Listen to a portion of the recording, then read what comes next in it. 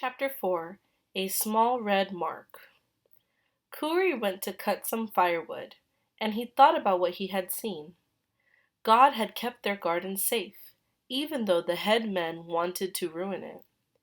But why had they tried to destroy the yams?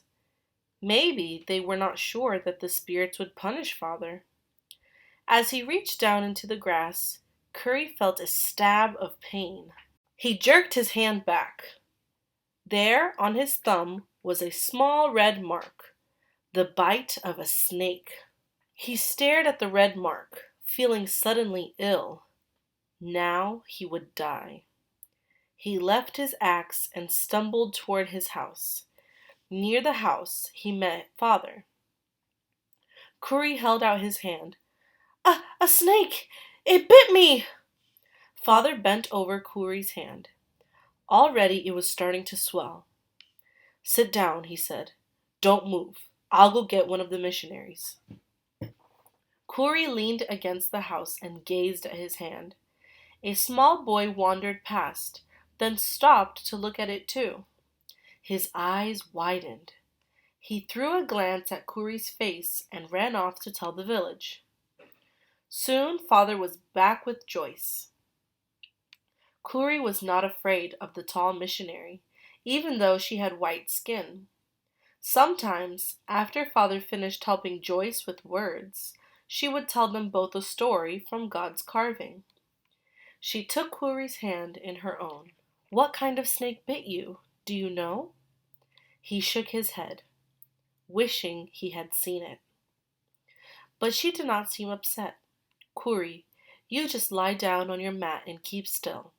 I called the doctor on the radio. He'll be here as soon as he can, and he'll bring some medicine that's good for snake bites. She glanced at the dark clouds that hung low in the sky.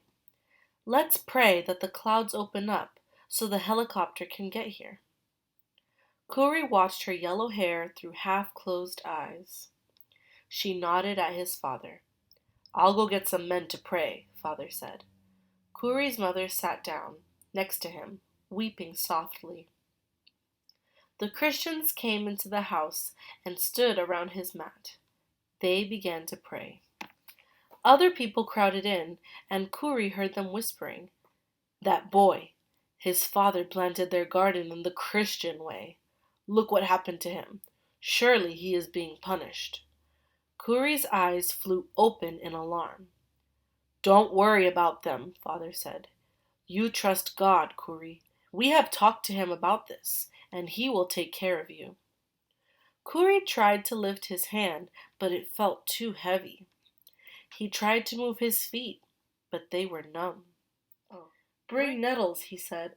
I cannot feel my feet. They are dying. His mother jumped up to get some stinging nettles, but even when she rubbed the green plants across his feet, Kuri could feel nothing.